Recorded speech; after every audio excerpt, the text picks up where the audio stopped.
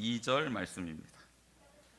구약 성경 565면에 나와 있는 열왕기하 4장 2절의 말씀 보도록 하겠습니다.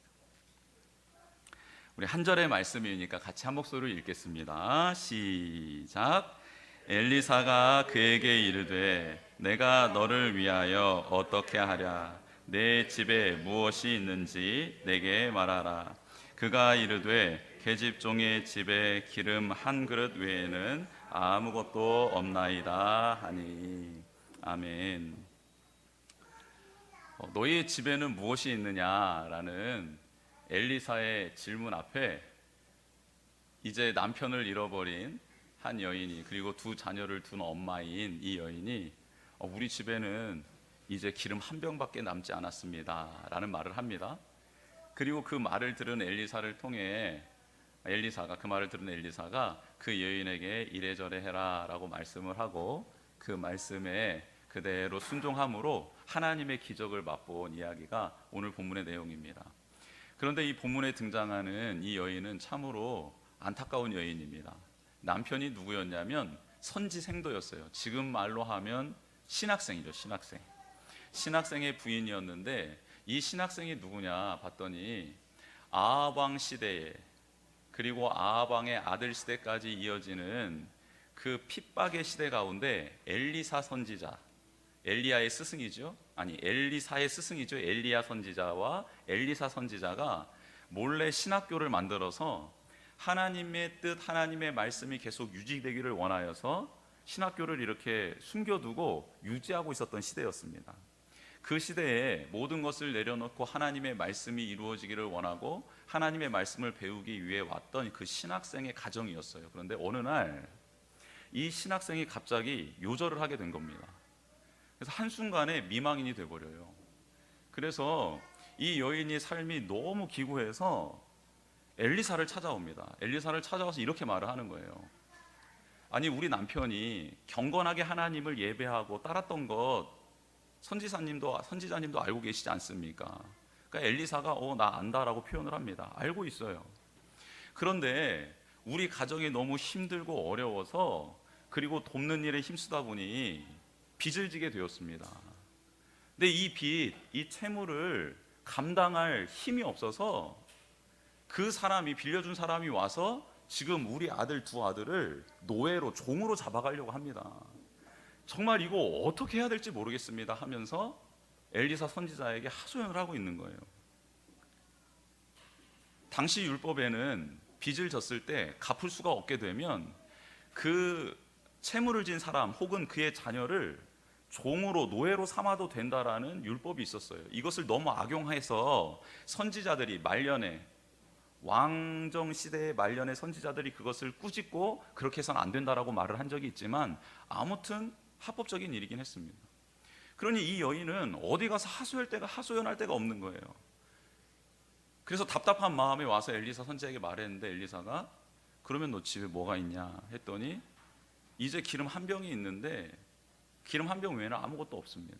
그랬더니 엘리사가 그러면 주변에 있는 이웃들에게 찾아가서 빈 그릇들, 여기서 그릇은 이렇게 항아리를 말합니다. 작은 항아리들, 그 그릇들을 빌려다가 너의 집에다가 놓을 수 있을 만큼 놓고 그 기름 한 병을 가지고 그 병에다가, 그 그릇에다가 하나씩 붓기를 시작해봐라.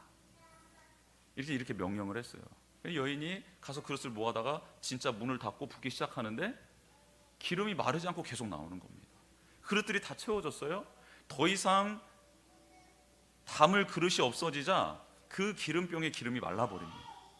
그래서 이 사실을 와서 엘리사한테 말했더니 엘리사가 그러면 이제 그 기름을 팔아다가 그 빚을 다 갚고 당신과 당신 두 아들이 이제 생활할 것들, 생활비로 나머지는 쓰십시오 라고 말을 하는 장면이 오늘 본문의 내용입니다. 남편을 잃고 어려운 처지 가운데 있었던 이 여인과 두 아들을 하나님이 긍휼히 여겨주셔서 엘리사를 통해 하나님의 은혜가 부어지는 스토리가 오늘 본문의 내용입니다. 가정의 달을 맞이해서 특별히 지금 여러 가지 힘든 상황 속에서 우리 성도님들의 가정을 위해 기도하다가 오늘 이 본문의 말씀이 떠올랐습니다. 아무리 악한 왕이 통치하고 있어서 하나님이 그 왕에게는 심판을 명령했어도 그 악한 왕 밑에서 하나님을 경외하고 하나님을 섬기기 위해 애쓰는 그 가정, 그 사람들은 하나님이 잊지 않고 당신의 선지자를 통하여 기적을 베풀어 주시는 하나님의 은혜가 흘러가고 있는 이 장면이 꼭 이 시대와 맞아떨어지는 것 같아서 이 말씀을 읽게 되었고 선포하게 되었습니다. 이 세대는 지금 악한 세대입니다. 그런데 이 악한 세대 가운데서도 하나님을 찾고 하나님 앞에 경건된 모습으로 살아가기 위하여 노력하는 자는 하나님이 그에게 긍휼을 베풀어 주시고 은혜를 베풀어 주실 줄 믿습니다. 그렇다면 이 여인의 가정에는 도대체 무엇이 있었던 걸까요? 정말 기름 한 병만 있었던 걸까요? 아니요. 하나님이 보시는 이 여인의 가정에 있었던 것이 있었습니다. 그리고 그것이 동일하게 지금 이 시대를 살아가고 있는 우리의 가정에도 있기를 원하셔서 하나님께서는 이 말씀을 기록해 주셨습니다. 그러면 이 여인의 가정에 있었고 우리에게도 있었으면 하는 그것이 무엇일까? 첫 번째로 부르짖음이 있어야 합니다. 한번 따라해 보겠습니다. 부르짖음이 있어야 합니다. 우리 열왕기하 4장 1절의 말씀을 같이 한번 읽어볼까요? 성경을 펴시고 1절 말씀 같이 읽어보겠습니다. 시작. 선지자의 제자들의 아내 중에 한 여인이 엘리사에게 부르짖어 이르되 당신의 종 나의 남편이 이미 죽었는데 당신의 종이 여호와를 경외한 줄은 당신이 아시는 바니이다. 이제 빚준 사람이 와서 나의 두 아들을 데려가 그의 종을 삼고자 하나이다 하니. 아멘. 오늘 말씀에 밑줄을 그어야 될 부분이 어딜까요? 부르짖어 이르되입니다. 남편을 잃은 여인이 엘리사에게 와서 부르짖었습니다. 이 부르짖음은 엘리사에게 한 부르짖음이라기보다는 엘리사와 함께 하시는 하나님께 부르짖고 있는 겁니다. 하나님, 어떻게 이럴 수가 있습니까? 나의 남편이 선지학교에 들어가서 그렇게 하나님을 따르고 말씀을 연구하고 읽고 말씀대로 살아가기 위하여 몸부림친 것을 하나님이 아시고 하나님의 종인 엘리사 선지자가 알고 있는데 어떻게 이럴 수 있습니까? 이렇게 한순간에 나의 남편을 데려가는 것도 모자라 빚진 자가 찾아와서 빚을 갚으라 하는데 갚을 것이 없어서 이제는 나의 두 아들이 그의 종으로 팔려가게 생겼습니다. 하나님, 이 억울한 사정을 누구에게 말할 수 있으며 누가 해결해 줄 수 있습니까? 라는 마음을 가지고 와서 하나님께 토로하고 있는 겁니다. 하나님께 부르짖고 있는 겁니다. 근데 하나님께서 그 부르짖는 소리를 들으십니다. 왜 들으실까요? 정말 그 가정이 선하게 살았음을 하나님께서 알고 계셨기 때문입니다. 없는 중에도 선지생도로서 그 물질을 가지고 주변에 있는 이웃을 돌봤습니다. 그리고 그 하나님의 말씀을 따라 어떻게 하면 살아갈 수 있을까? 그렇게 가정에서 그 말씀 따라 상고하며 살아가는 몸부림이 있었던 가정이 바로 그 가정이었음을 하나님께서 기억해 주셨습니다. 여러분, 오늘 이 본문은 우리에게 참 이해하기 힘든 본문입니다. 어떻게 그렇게 하나님을 경외하고 하나님을 따라갔던 신학생이었던 그 가정에 이렇게 하나님은 감당하기 힘든 시험을 허락하시는 걸까? 이해할 수 없습니다. 하나님을 잘 믿는 가정이면 조금 잘 되는 복을 허락하시면 안 됐을까?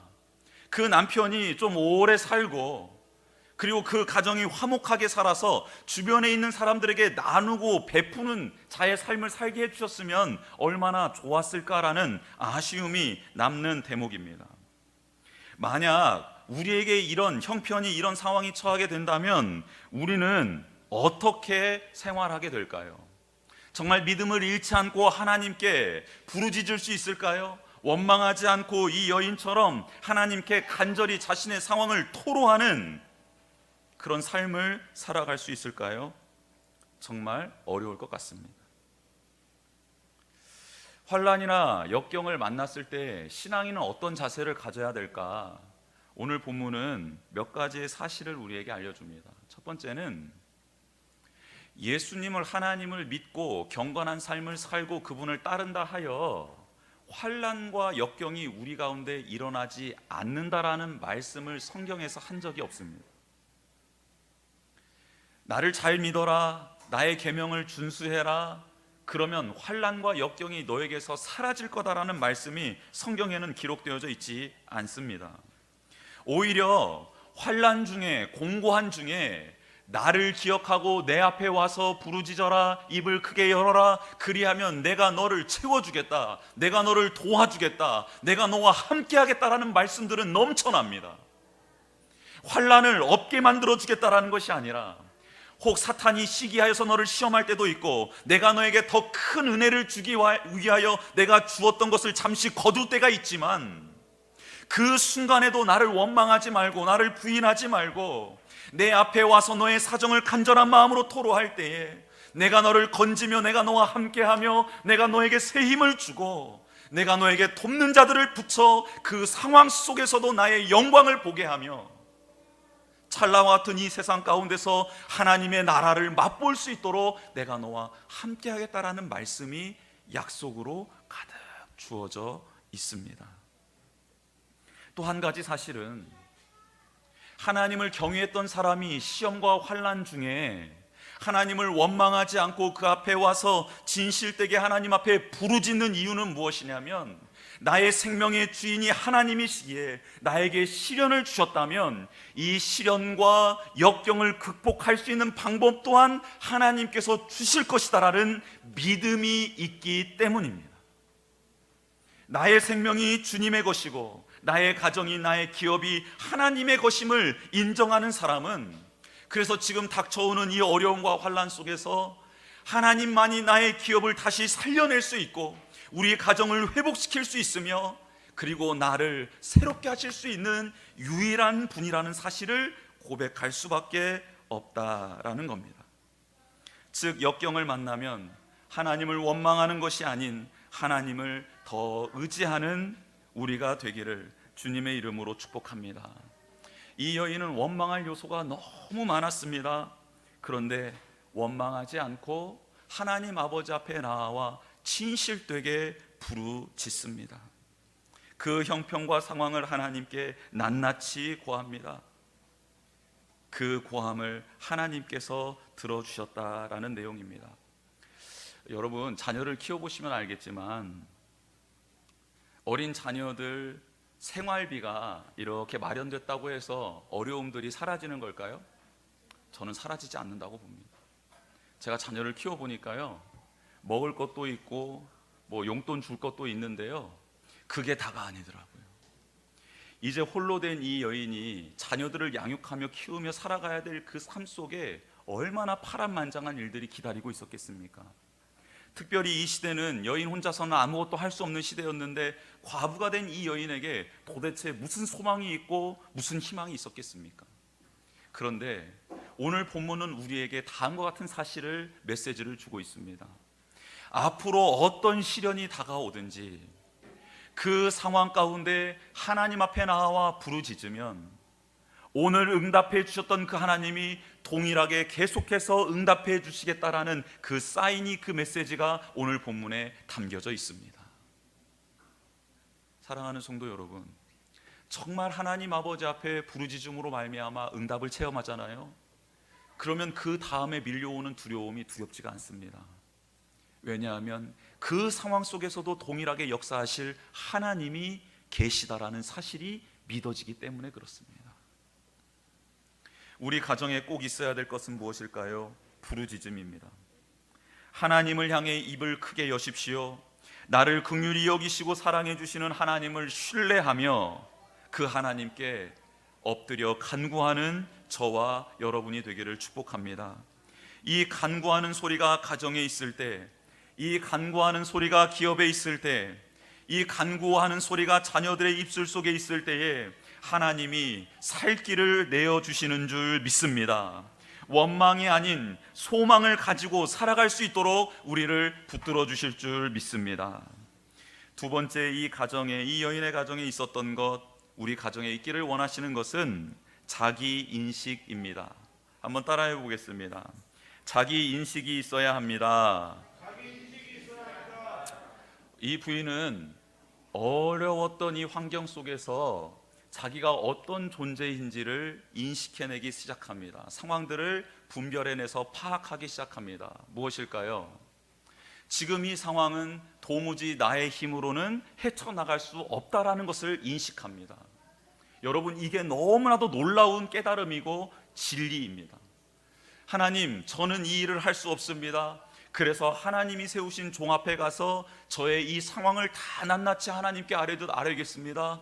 그리고 그 종을 통해 하시는 하나님의 음성을 받겠습니다. 그 음성이 있어야지만이 저는 이 환경을 헤쳐나갈 수 있습니다. 저는 계집 종일 뿐입니다. 무익한 종일 뿐입니다. 아무리 선하게 살았다라고 말을 할 수 있겠지만, 그러나 그 선하게 살았던 것보다 죄악이 더 많았던 여인이 맞습니다. 우리 가정이 선지생도의 가정이긴 하였지만, 그러나 바르고 정직하게 살기 위해서 몸부림을 쳤지만, 그럼에도 불구하고 우리 가정이 저질렀던 죄악은 낱낱이 말하기도 부끄러운 일들이 너무나도 많습니다.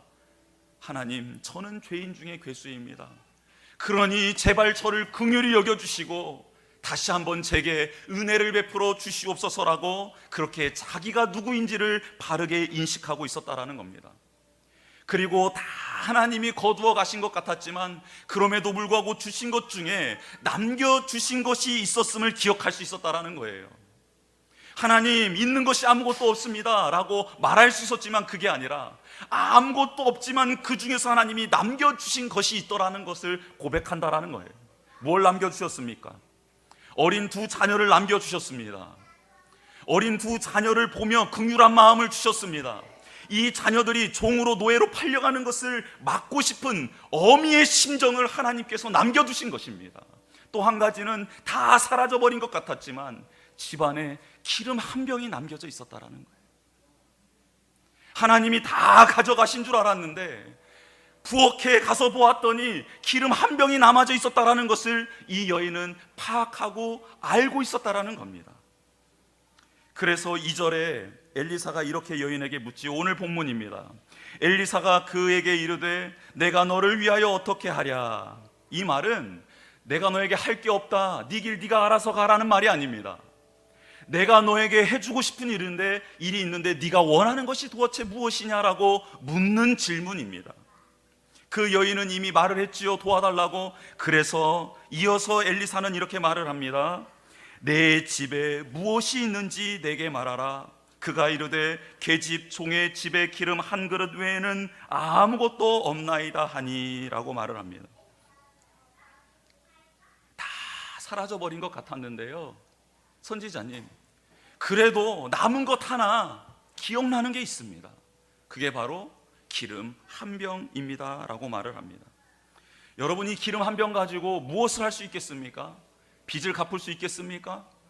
그 여인과 두 아들이 생활할 수 있겠습니까? 아니요, 할 수 있는 게 아닙니다. 회복될 수 있는데 이 기름은 전혀 사용 가치가 없는 무가치한 것입니다. 그런데 말하라 하니까 이 여인은 그것을 말을 하더라는 겁니다. 여러분, 내가 생각하기에 무가치하다라고 생각하는 일이 전능하신 하나님의 손에 들린 바 되게 되면 하나님의 역사를 이룰 수 있는 도구로 변화될 줄 믿습니다. 아무리 힘든 순간일지라도 하나님이 다 주신 것을 거두어가는 것이 아니라 내게 남겨두신 것이 있음을 기억하고 그것을 바라볼 수 있는 믿음의 사람이 되기를 주님의 이름으로 축복합니다. 그리고 남겨두신 자녀를 볼 때 원망하며 불평하며 짐거리로 여기는 것이 아니라 이 자녀가 잘못되는 것을 막아보겠다라는 긍휼의 심령, 하나님의 심령으로 말미암아 그렇게 하나님 앞에 나아가는 동기부여가 될 수 있는 또 그런 은혜가 우리 모두에게 임하기를 주님의 이름으로 축복합니다. 여인과 같은 상황에 처하게 됐을 때에 자신에게 누군가가 질문을 할 때 우리는 말하기 귀찮아할 수 있습니다. 또 해결해 달라고 하나님께 간구할 때 기다리기보다는 그냥 빠른 시일 내에 이 문제가 해결되기 위하여 돈다발이 뚝 떨어졌으면 좋겠습니다라고 간구하는 경우도 종종 있습니다. 그러나 오늘 하나님의 말씀은 다음의 사실을 알려줍니다. 기적과 이적은 없는 것에서부터 뚝뚝 떨어지는 것이 아니라 하나님이 주신 것 중에 기억을 하고 그것을 하나님 여기 있습니다라고 내어드리는 그 믿음의 고백, 순종의 고백, 그 고백에서부터 기적이 시작되더라는 겁니다. 하나님이 우리를 도우실 때 그저 무작정으로 아무것도 없는 데에서 막 쏟아 부어주시는 것이 아닙니다. 우리가 가지고 있는 것을 활용해서 하나님은 우리를 도우십니다. 제자들을 부르셨을 때 밤새 수고했던 제자들에게 예수님은 어떻게 기적을 베풀어 주셨나요? 잠깐만 있어봐라, 자 물고기들 나와서 그물 속으로 들어가 해서 물고기들이 막 점프해서 그물 속으로 막 들어갔습니까? 아니면 그 힘겹고 다 지쳐버린 그 어부들이 다시 손질했던 그물을 들고 가서 그물을 내릴 때에 하나님께서 기적을 베풀어 주셨습니까? 그렇지요. 우리는 기억해야 합니다. 하나님께 도움을 구할 때 하나님께서는 너에게 무엇이 있느냐라고 물으십니다. 그때 하나님, 제게 남겨져 있는 것 이것밖에 없습니다. 그러나 하나님, 이것을 하나님께 드리면 하나님께서 이걸 통해 역사하실 것을 믿습니다 라고 고백하는 저와 여러분 되기를 주님의 이름으로 축복합니다. 우리 가정에 있어야 될 것이 무엇일까요? 크고 대단한 것이 아니고 하나님이 주신 은혜 가운데 그 중에 우리가 하나님께 드릴 것이 남아있다면 그것을 올려드리는 자기 인식의 자세가 있어야 된다는 겁니다. 나는 망했어, 하나님이 나를 버리셨나 봐, 이게 아니라 아니야, 하나님은 그래도 나를 사랑하고 계시는 게 맞아, 하나님은 그래도 내게 주신 게 있을 거야, 그것들을 기억하며 하나님께 내어드리는 믿음의 사람이 되기를 축복합니다. 꼭 물질만 하나님이 주셨습니까? 아니죠. 자녀도 주셨습니다. 건강도 주셨습니다. 지식도 주셨어요. 은사도 주셨습니다. 재능도 주셨습니다. 인간관계도 허락해 주셨어요. 하나님이 주신 것들이 참 많이 있습니다. 그것들을 하나님께 올려드리는 저와 여러분 되기를 원합니다. 마지막으로 거룩한 손과 발이 있어야 합니다. 한번 따라해 보겠습니다. 거룩한 손과 발이 있어야 합니다. 기름 한 병이 있다는 이 여인의 말을 들은 엘리사는 3절 4절에서 다음과 같이 명령을 합니다. 이르되 너는 밖에 나가서 모든 이웃에게 그릇을 빌리라. 빈 그릇을 빌리되 조금 빌리지 말고 너는 내 두 아들과 함께 들어가서 문을 닫고 그 모든 그릇에 기름을 부어서 차는 대로 옮겨 놓으라 하니라 라고 명령합니다. 이 말을 들은 여인, 이 여인은 참으로 난감했을 것 같습니다. 무엇이 난감했을까요? 곰곰이 생각해 보면 당시 남편을 먼저 하늘나라로 떠나보낸 그 여인들은 죄인 취급을 받았습니다. 죄인 취급을 받았어요. 미망인이 된 여인들은 함부로 다른 집을 찾아갈 수가 없는 겁니다. 그런데 이 여인에게 지금 엘리사는 무엇라 말하냐면 옆집의 문을 두드리라는 거예요. 두드려서 자기 자신의 처지를 말하고 그릇을 빌리라고 말을 합니다. 여러분, 사람들이 미쳤다고 말할 수도 있었고 손가락질할 수도 있었을 것입니다.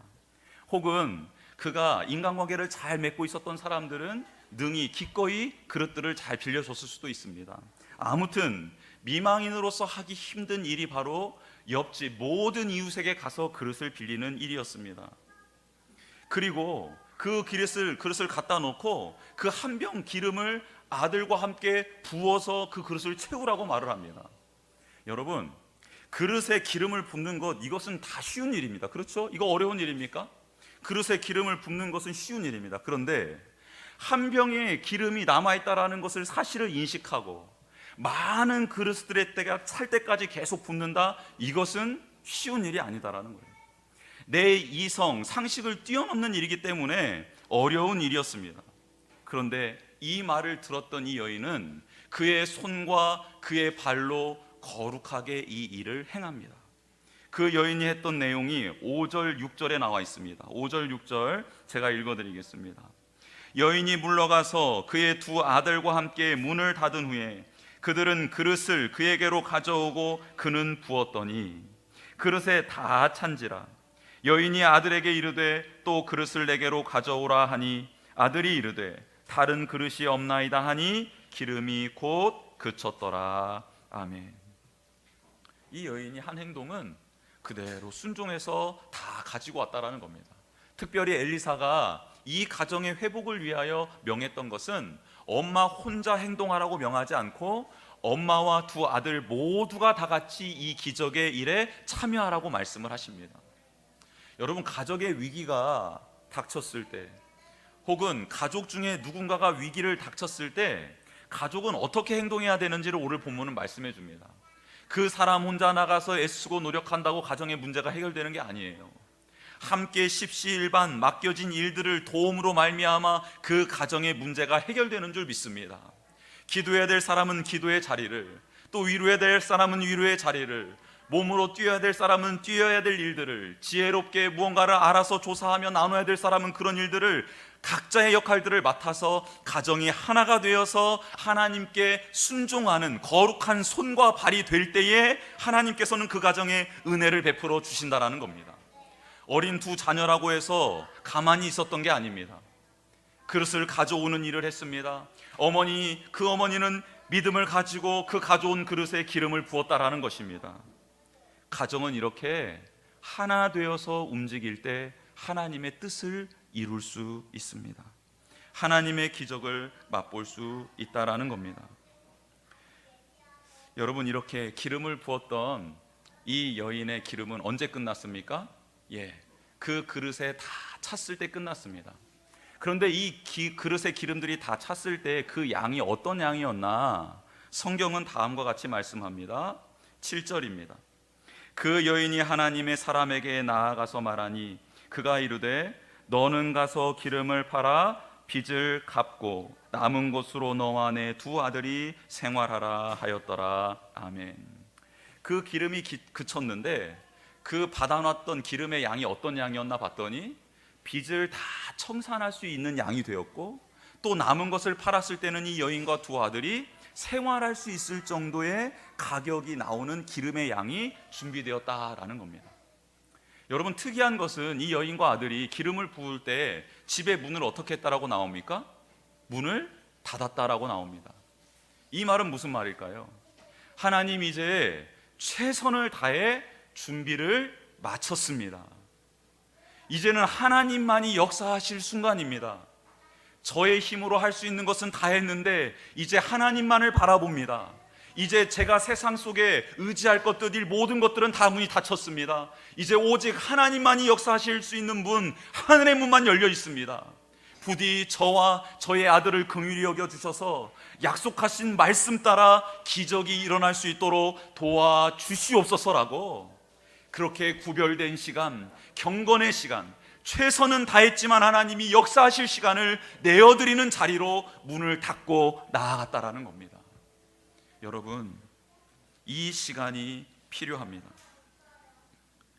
하나님께 맡겨드리며 거룩한 손과 발의 행동을 다하며 하나님께 온전히 나아가는 저와 여러분 되기를 주님의 이름으로 축복합니다.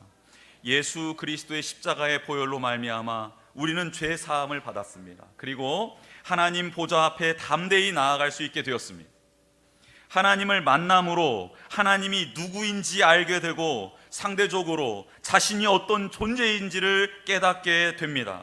그리고 이 땅에서 거룩한 손과 발로 행할 일을 주시고 그 일을 감당함으로 하나님의 기적을 맛보게 도와주십니다. 믿음을 가지고 최선을 다한 만큼 우리는 하나님의 영광을 누릴 수 있습니다. 온 우주를 뒤엎을 만큼 크고 위대한 하나님의 영광을 우리가 준비한 그릇 그 안에 담을 수 있다라는 겁니다.